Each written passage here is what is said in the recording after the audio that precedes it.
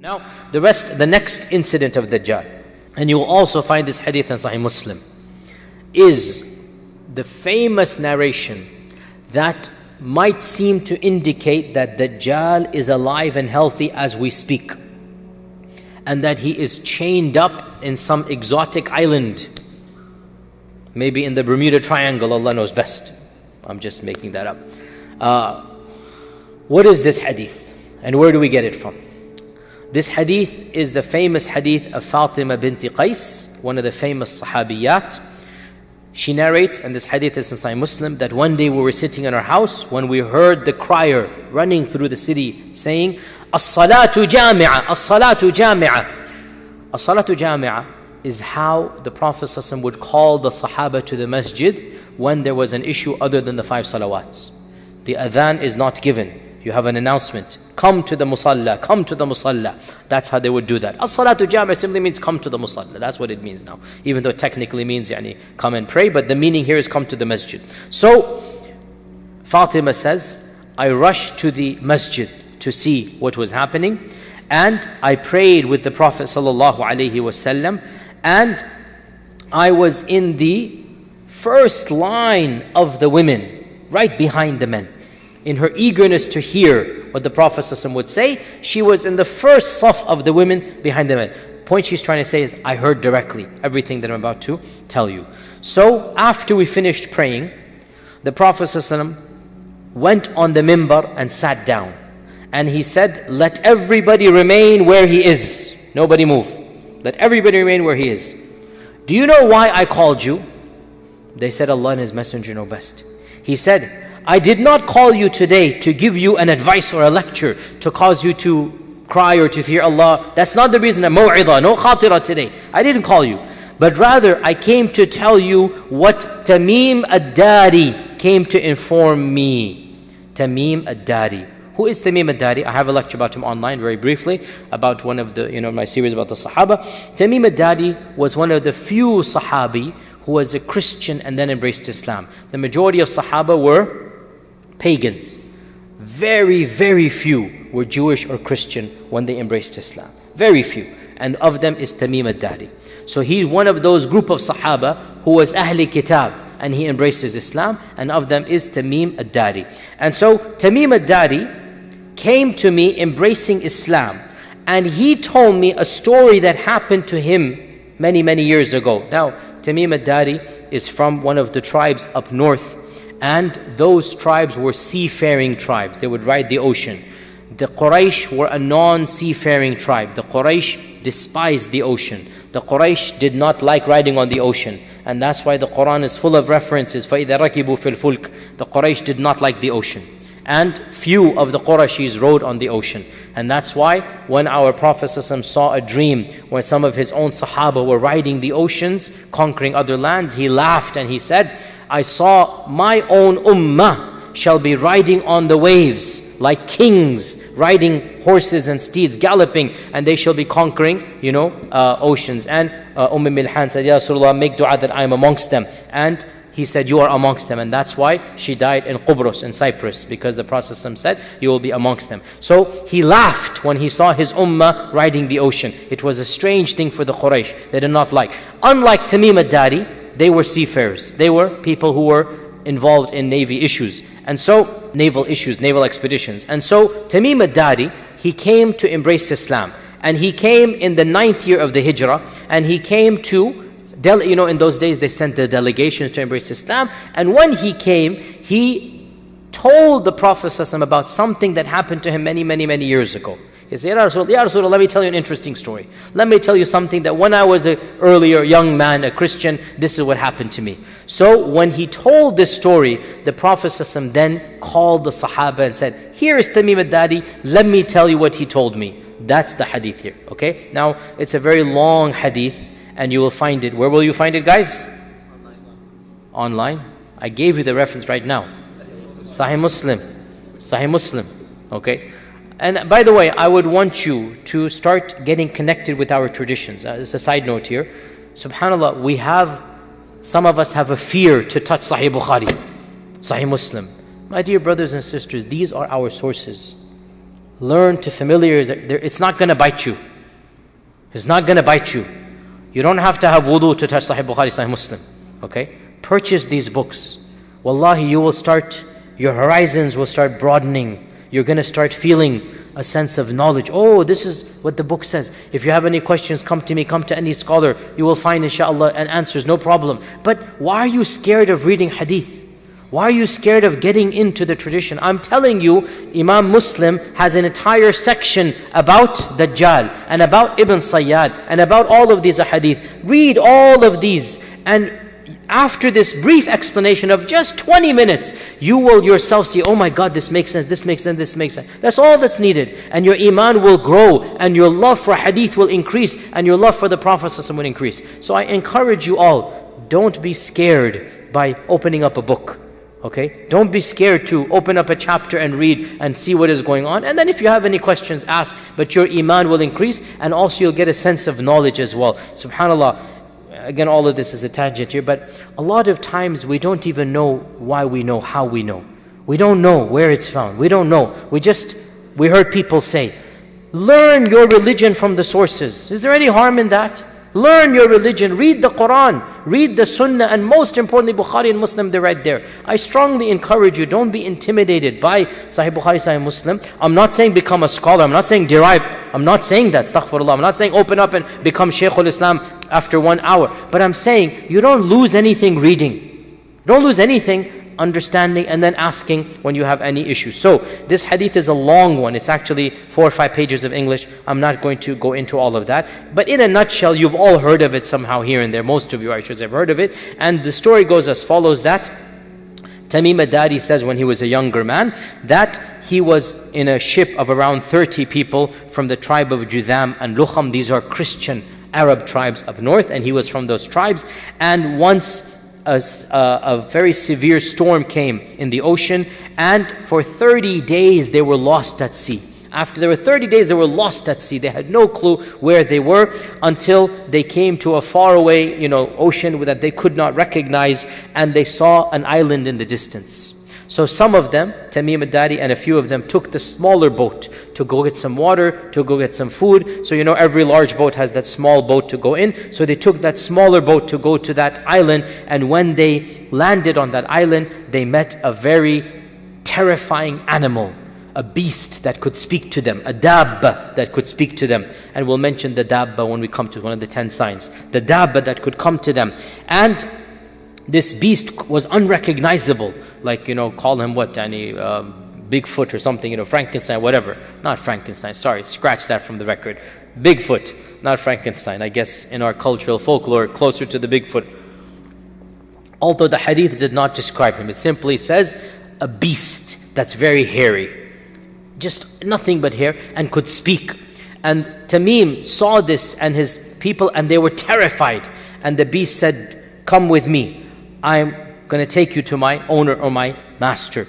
And they went to this island, and they went to this cave where they saw a man larger than any man they have ever seen. And the man was tied up in a more severe manner than any man they have ever seen. And the man then began to ask a number of questions. And it goes like, 10 questions or so. I'm not going to go into all of them.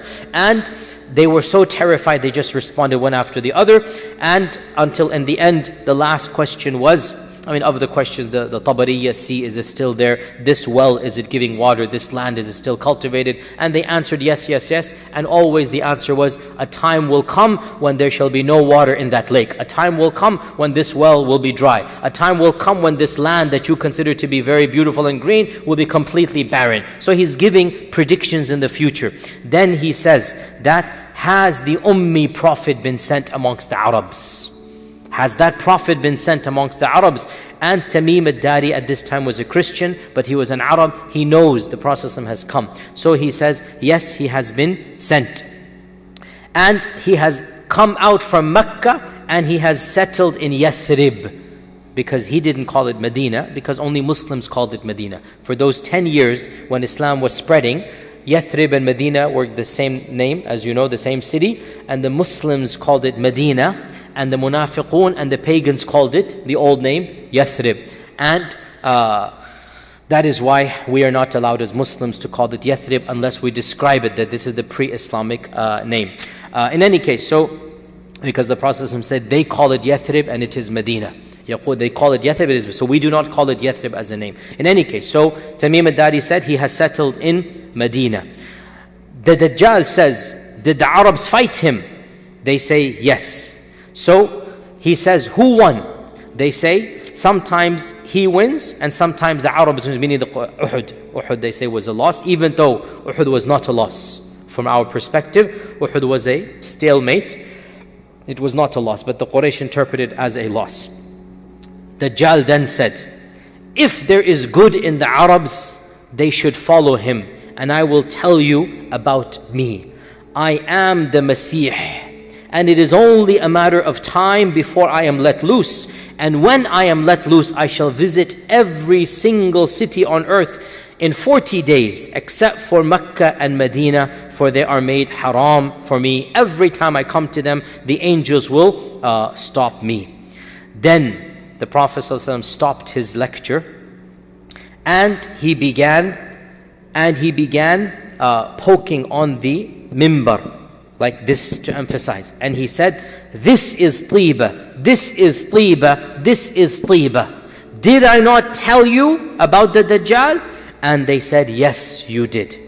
Now this hadith ends over here. Now, this hadith is the famous hadith of Tamim al-Dari, narrated by one Sahabiya, Fatima binti Qais. And it is in Sahih Muslim, and its chain appears to be authentic. Now, this hadith has caused a lot of controversy in the ummah. Why and how? Because it throws a spanner in what we seem to know about the Dajjal. Other traditions mention that the Dajjal will come towards the end of times. They mention he shall be born to parents who were childless for many, many years, and they're making dua for a child, and they shall be given a child, and they will not recognize that it is the Dajjal. The hadith that we just mentioned about Hafsa says that the Dajjal will come out and appear because of some anger issue. Something happened that made him angry. Whereas this hadith seems to throw all of that to the wind. And that the Dajjal is alive and healthy, he's tied up, he knows he's the Dajjal, etc., etc. And because of this leads us to a very deep issue. Is it allowed to problematize hadith based upon the content and not based upon the chain? You understand this question? Is it allowed for scholars, I'm not talking average person, for scholars who understand, hadith scholars, to problematize a hadith because the content seems different? And the vast majority of scholars said no, and for good reason. Because if you open this door, then it will never be shut. If you open this door, then every Tom, Dick and Harry, or I should say Tahir, Dawood and Harun, will come and say, oh, I don't understand this hadith. As we have people in our times, munkir hadith, as we know, right? You know, I'm not going to mention his, but there are people that deny hadith in our times and whatnot. And we are, alhamdulillah, Ahl Sunnah wal Jama'ah. And the meaning of Sunni or Ahl Sunnah means what? We follow Sunnah. The term Sunni, what does it mean? We are defined by our clinging to the Sunnah. By definition, anybody who says they're Sunni means what? We're following the Sunnah. Anybody says we don't follow the Sunnah, they are from another firqa. Go ahead and call yourself another firqa. You are no longer mainstream. You are no longer Ahl Sunnah wal Jama'ah. So anyway, what was I saying? Is it allowed to problematize hadith based upon the content? The vast majority of scholars said no. A very small handful said yes, with a lot of conditions. And this is not the time to go into that. But one of those conditions, and I like this, one of those conditions is the problematization should not come from your mind or logic or rationality. It should come because it seems to be clashing with other ahadith. You understand this point, right? If the problem seems to come with a clash from within the tradition, that is different than when you say, oh, my mind doesn't understand the hadith. Because if you open this door, then out the window. As Ali radiallahu anhu said, that if the hadith or if the aql, if the sharia were to be based on my aql, the masah over the socks should be done on the bottom. But I saw with my eyes the Prophet ﷺ do masah on the top. Memorize this, a very beautiful tradition, by the way, very beautiful tradition. If our religion were to be based on what I think, on my aql, on my common sense, then when you do masah, where should you do masah? On the bottom. But Ali radiallahu anh said, I saw the Prophet ﷺ do masah on the top. When it comes to the deen, قال الله قال رسوله سمعنا وأطعنا, whether we understand or not. But what about if within the deen itself you have 2-3 hadith that seem to clash? In this case, it's not my mind. We have to now reconcile between this. So, based on this issue, we have some great ulama from the past and from the present.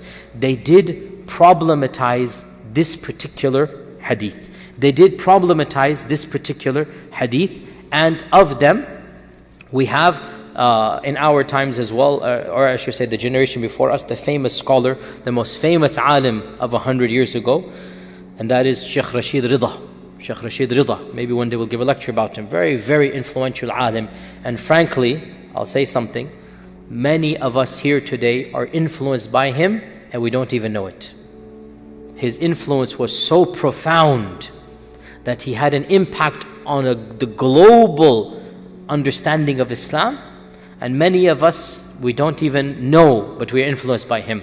He was without a doubt the most famous alim of 100 years ago, Rashid Rida.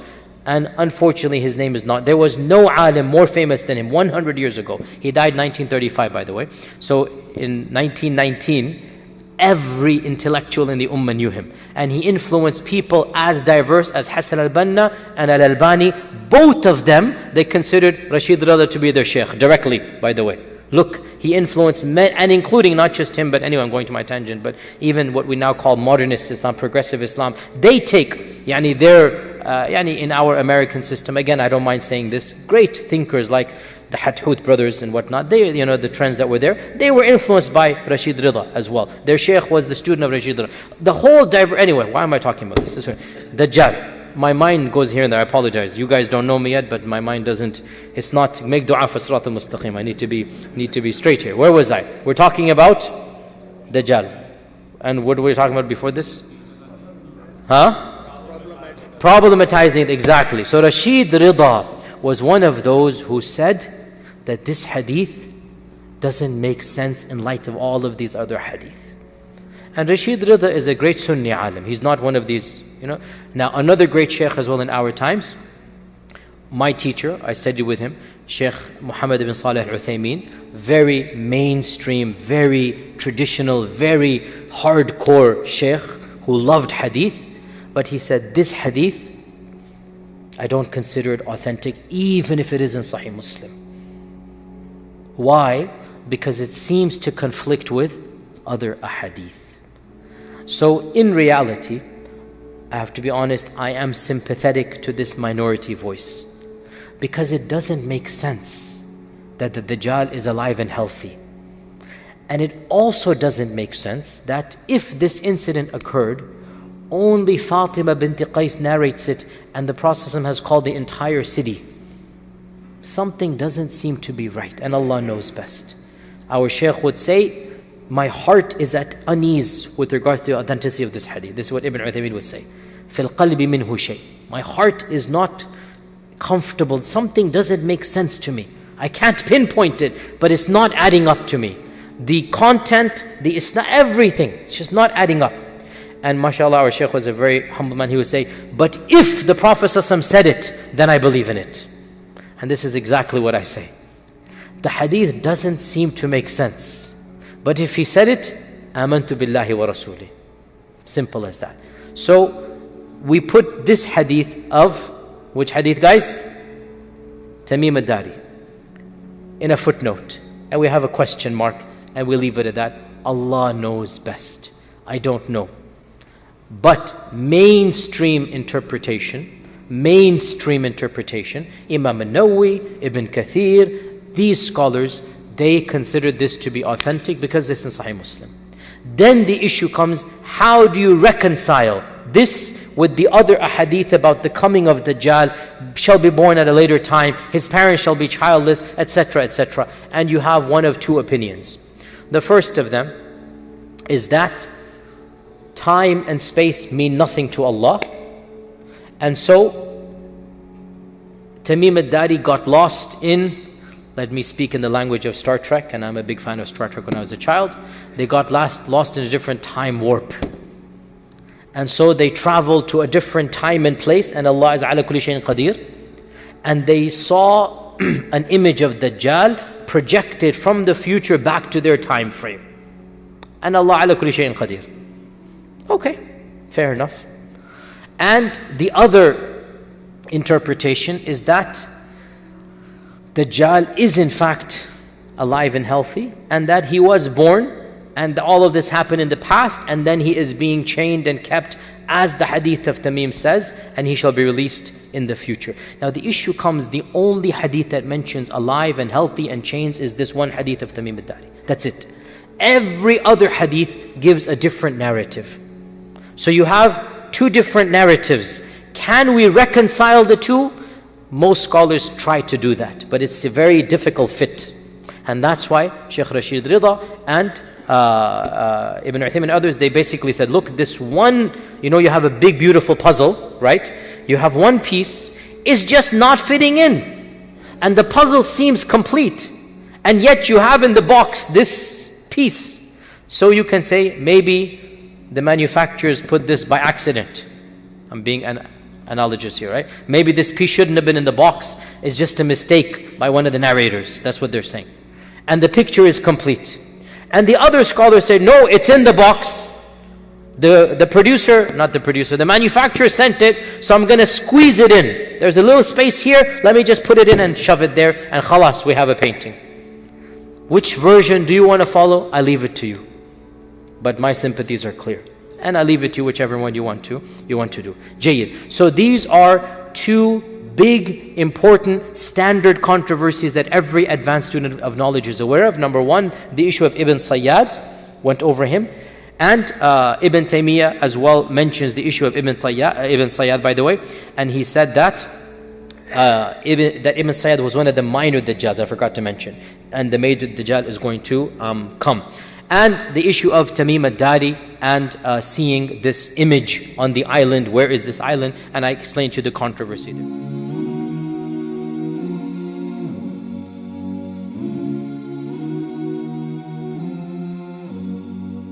Experience the power of uninterrupted viewing with our ad-free app One Islam TV, allowing you to connect deeply with the content.